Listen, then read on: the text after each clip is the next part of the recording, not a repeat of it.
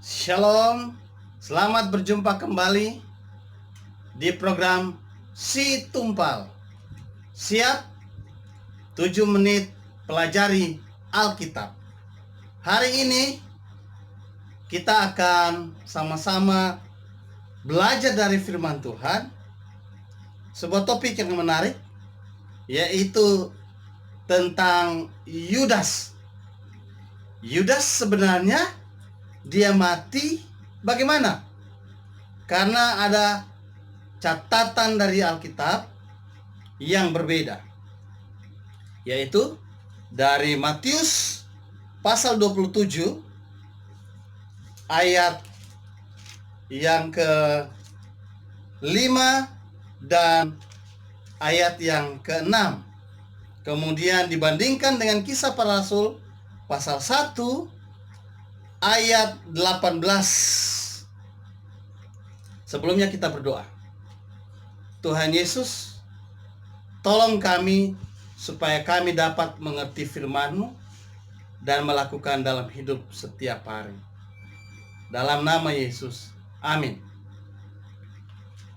Ya, saya akan membaca catatan dari Matius 27 ayat 5 dan 6 berkata, "Maka ia pun melemparkan uang perak itu ke dalam bait suci, lalu pergi dari situ dan menggantung diri. Imam-imam kepala mengambil uang perak itu dan berkata, 'Tidak diperbolehkan memasukkan uang ini ke dalam persembahan sebab ini uang darah.' Sesudah berunding, mereka membeli dengan uang itu tanah yang disebut tanah tukang periuk untuk dijadikan tempat pekuburan orang asing." Sedangkan di Kisah Para Rasul 1 ayat yang ke-18 berkata, "Yudas ini telah membeli sebidang tanah dengan upah kejahatannya. Lalu ia jatuh tertelungkup dan perutnya terbelah sehingga semua isi perutnya tertumpah keluar." Ada perbedaan catatan. Di Matius mengatakan bahwa dia menggantung diri, mati karena menggantung diri. Sedangkan di Kisah Para Rasul, dia mati karena dia jatuh tertelungkup, perutnya terurai. Kemudian ada catatan yang berbeda juga. Di Matius mengatakan yang membeli tanah itu adalah imam-imam. Sedangkan di Kisah Para Rasul mengatakan Yudas yang membeli. Jadi sebenarnya mana yang benar, mana yang salah? Apakah Matius yang salah? Ataukah Kisah Para Rasul? Lukas si penulis yang salah? Jemaat yang terkasih, disinilah kita melihat uniknya Alkitab.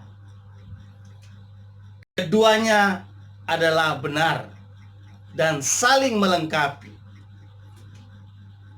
Pertanyaan yang pertama, Yudas mati dengan cara apa? Berdasarkan kalau kronologis, Matius menuliskan Yudas mati menggantung diri. Dan kemudian Lukas melengkapinya. Kemungkinan setelah beberapa hari, mayat Yudas yang sudah membusuk kemudian jatuh dan tertelungkup, sehingga isi perutnya yang sudah busuk itu terurai keluar. Jadi Yudas mati gantung diri. Dan orang menemukan Yudas itu sudah terletak di tanah dan perutnya terurai.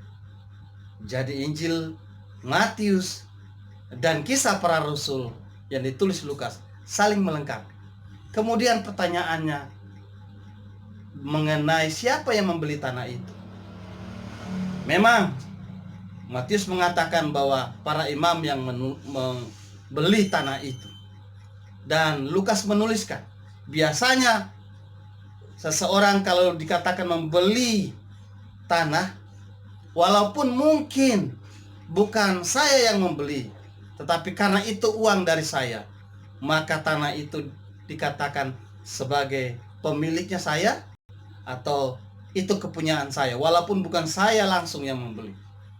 Jadi uang itu adalah uang Yudas, dan tanah itu dikatakan sebagai tanah yang dibeli oleh Yudas. Jadi Alkitab saling melengkapi. Pelajaran apa yang kita bisa lihat dari peristiwa itu? Ingat, jangan sampai kita mengkhianati Yesus. Jangan sampai kita menyia-nyiakan anugerah yang telah diberikan kepada kita. Yudas, dia sudah termasuk dengan orang yang dipanggil mengikuti Yesus, bahkan menjadi muridnya, melakukan mujizat juga. Tetapi di dalam perjalanan, memang Yudas tidak pernah mengakui Yesus adalah Tuhan. Dia hanya menganggap Yesus adalah guru yang baik, sehingga dia memang tidak terhitung di dalam orang-orang yang menyerahkan diri kepada Yesus dan percaya pada Yesus. Jangan sampai kita termasuk seperti Yudas. Sudah merasakan kasih Tuhan, merasakan bagaimana Tuhan menolong, namun kemudian kita menyia-nyiakan semua panggilan itu. Tetap percaya pada Yesus dan tetap rajin membaca firman Tuhan. Ikuti terus Situ 4. Siap 7 menit pelajari Alkitab. Dan jangan lupa lakukan dalam hidup setiap hari. Tuhan Yesus memberkati kita semua. Amin. Mari berdoa. Terima kasih untuk firman-Mu yang menguatkan kami, sehingga kami tidak menyia-nyiakan hidup bersama dengan Yesus. Dan kiranya anugerah Tuhan terus nyata dalam hidup kami, sehingga kami benar-benar hidup sesuai dengan kehendak Tuhan. Pimpin kami untuk kami melakukan firman-Mu dan tetap mempertahankan iman kami pada Yesus, Tuhan dan Juru Selamat. Dalam nama Yesus. Amin.